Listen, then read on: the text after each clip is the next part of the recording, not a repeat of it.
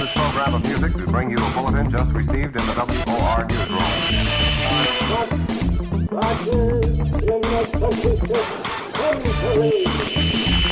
All the humanity and all the prayers they're screaming around you. I may, at this early hour in the morning, recapitulate Is really new. It examines things that so as time From goes by- sci-fi to music, computers to entertainment, nothing is off limits. Coming to you live from the Danger Room, voted best new two-person podcast east of Atlanta. This is RogueCast. And now, here is your host, T.R. Love. Okay, Adam, we're back. We're back. It's been a day, but we are returned. It's been a day and a half. Day and a half, but we returned. We returned. They're getting longer. Mm-hmm. They're getting longer. Yes. Considering that, I don't know about you, but I'm a huge, at least bike rider. Found the coolest website, and we'll talk about this for one good reason.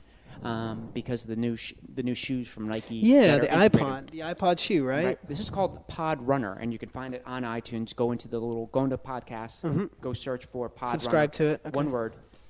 It actually, you choose your heartbeat at 150 beats per second or 150, whatever it is, and they have 140, 150, whatever your favorite running, and then go to town. And then they give you, everything's over an hour, usually about an hour and 10, hour and 6 minutes, so it gives you a little bit of time to prep. Put your stuff on, hit the play button, and go.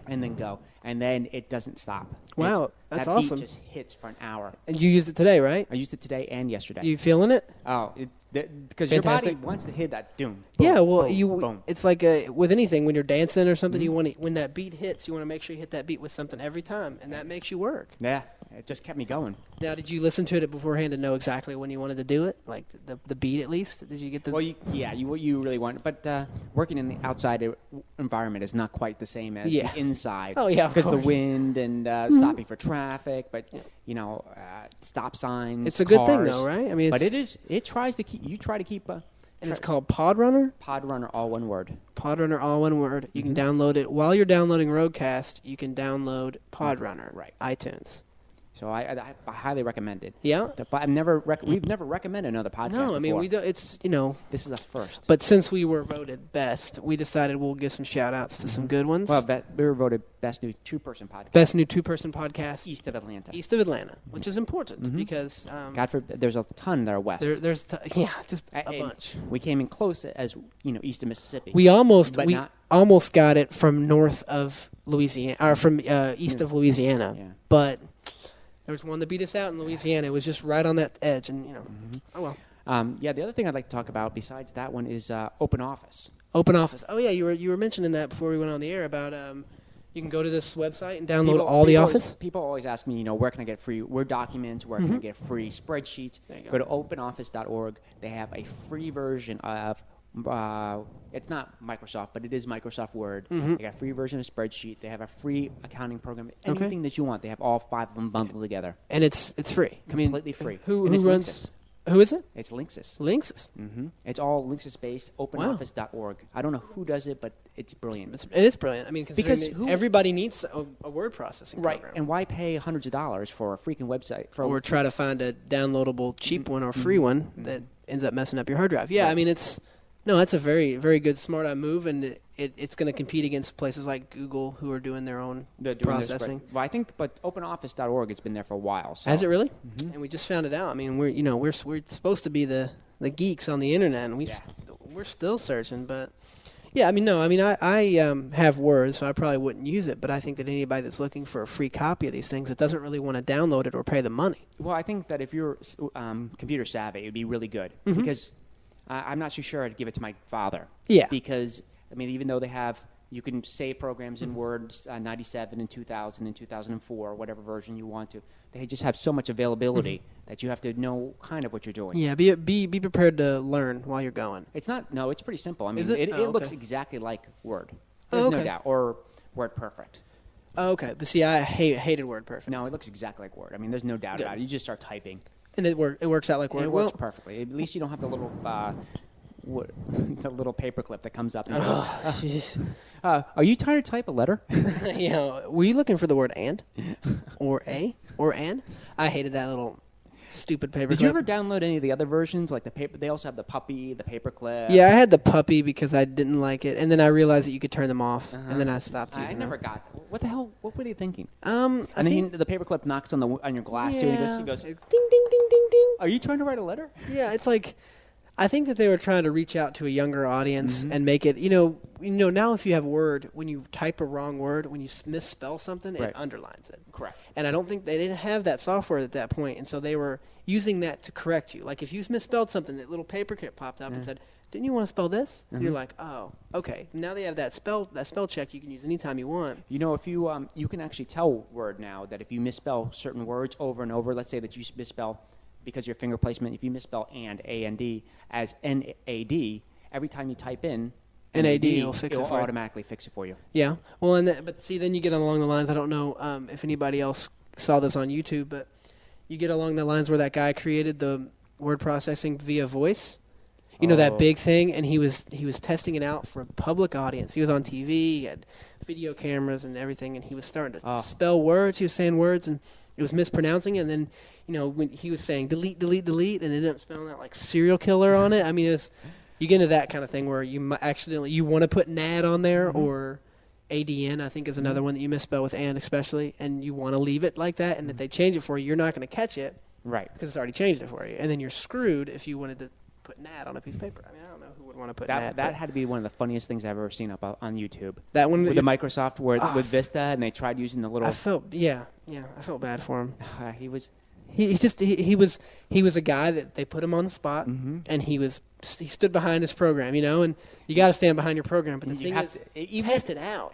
Even if it crashed, I think the problem was that he did not test it out with his voice. With his voice. And the thing was, it was working. The first couple of words were going, and it was proven that he was doing the right thing. And then if it's using your dialect. Right. And the other thing is the background noise as well. Exactly. You have to be, if you're going to, unfortunately, when I was in college, and I don't get to do college anymore, which is kind of depressing, but, when you're writing a paper, you're not sitting in complete silence. You're not sitting in the Univac computer room No. with the door that's hermetically sealed, or that's when you open it up, the positive pressure air comes out. You're not in a room like that.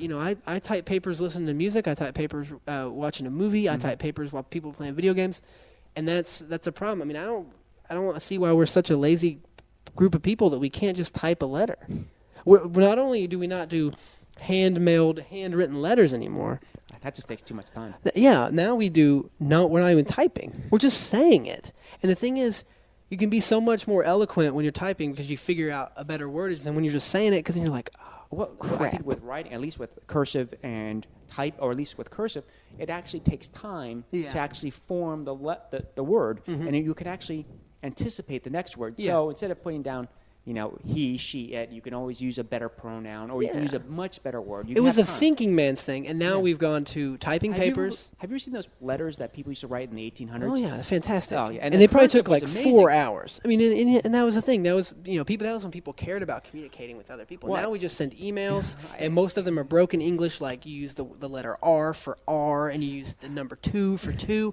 And what about the letter U for you? And what about LOL and ROL? It's just lazy. If you can't sit down at your computer and type, let's say, a 10-page paper, and you're at the point where you have to speak the entire 10-page paper, you're screwed. No offense. Get out of college. What did people do before?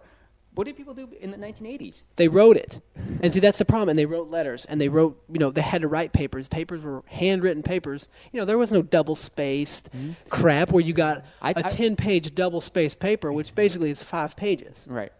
I remember the coolest thing that came out in the 80s was that ink pen that you could erase. And that was brilliant. That was brilliant. But it was always like if you erased it more than twice, your paper was ruined. But you had it was really cool because you had at least got the opportunity to erase it once. And then they got whiteout. Right. Whiteout was a good thing. I mean, whiteout was a fantastic thing. I mean, if you have whiteout, you could make any mistake, but then your paper looked goofy. Like I turned in a paper once. You hold it up and it looks like Morse code. You got like you can see through all these places except for the 8 places where you misspelled the word dog or something, and you had to use whiteout. I mean, that's how lazy we are, though. We've come up with erasable pencil. I mean, if you misspelled a word in the 1800s, writing in calligraphy on a a piece of parchment that was very hard to come by. $1. I mean, it would cost you you misspelled it. Mm-hmm. You left it, and now it's like, oh well, I'm going to say this. I'm going to write this letter by voicing it. You're so lazy. You can't even move your fingers. You deserve to get arthritis for not using your fingers. And don't forget, you can always go back, at least with word processing, you can go back spell anywhere.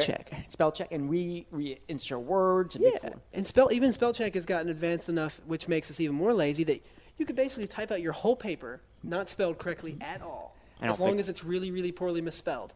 And you can find your words. Mm-hmm. And maybe they give you better words, like you said. The source. Yeah, it's just... What's good about you're talking about the word thing is people are going to be able to use the normal typing program, which has made us lazy enough, but it's still keeping us honest a little bit. I'm not gonna look forward to the day when some guy just picks up a whole microphone and goes, "Yeah, I went to the corner, I went to the grocery store, and then all of a sudden across the word processor, And it speaks back to it has in perfect English, almost like the Queen's English, says, I got to my car, opened the front door. Yeah, well, no, and that's the thing. It's like it's pretty much going to write your papers for you. It will write your papers. You're going to feed it about, let's say, 10 minutes of your dialogue. You're going to write a paper, and then you're going to put it in this computer system, and you're going to say, make it better. I was watching Back to School the other day, and it was on like Comedy Central or something. Of course. And do you remember when Rodney Dangerfield had to write a paper, and he got actually Wagner or whatever his name to Kurt Wagner to write and he actually got a B. Yeah. Oh, yeah. It will be like that one day. Yeah, I mean it's sad. I mean, we're just going to be like, we're gonna say this whole big paper. Mm-hmm. We're gonna say what points we want to emphasize, where we want to emphasize it at. We're gonna feed it into a computer program, and it's gonna write the paper for us. Mm-hmm. There's going to be no mistakes. Right, no mistakes. As long as it can be done before Monday Night Football is over. Yeah, exactly. Mm-hmm. Because then it's going to want to focus on that. We have to go out to the bar after this. Yeah, I mean, we have to go bar hopping. Yeah, of course. I mean, speaking of, you got to do bar hopping on Monday Night Football. But yeah, I mean, it's technology. It's making us just plain lazy, which is why it's good that iPod has released this new Nike thing, because you're going to get out and run if you buy the shoes. But don't forget, now teachers are also putting their classes on iTunes. Yeah. So you don't have to go to class. You can just show up. College professors and their stupid podcasts. I mean, the only people here's who should do podcasts. People. RogueCast, definitely, because we just want to hear our own voices for 45 minutes. Not teachers. Right. And tech people. Because those are good. And instruction manuals are good on a podcast, because some people don't like to read. They'd rather listen to it. Right. Which is still a lazy side. It still harps on being lazy. But as long as you don't, how to disarm a nuclear bomb. Exactly. And I mean, the thing is, at least with that, you're forcing your kids to go to class, and they're learning. I mean, if I'm listening to a podcast in my notes, basically you can get one of those iSing things with you can listen to all your songs, and they write out the words for you to the song, so you know the song's words, and you could do that with your podcast, and it write it out for you, save it in a Word document. You got notes. Come on, don't be lazy. At least type a paper. At least go to class. You're paying. When are we going to get the little plug, just like the Matrix, and you plug into the back of your head? Soon. Okay. Because then we could go to class. We would become iPods. Yeah, people could listen to us talk. All right. Well, we are approaching 12 and a half minutes. Yeah. All right. When we come back, we're going to talk about our final segment, the letter. The letter. We got a letter. We got an official letter. This is serious. Serious. Thanks for listening to another fine episode of RogueCast. For more information on the topics, guests, or host from this show, please visit RogueCast.com. The content of all segments of this show is copyrighted by RogueCast.com 2006.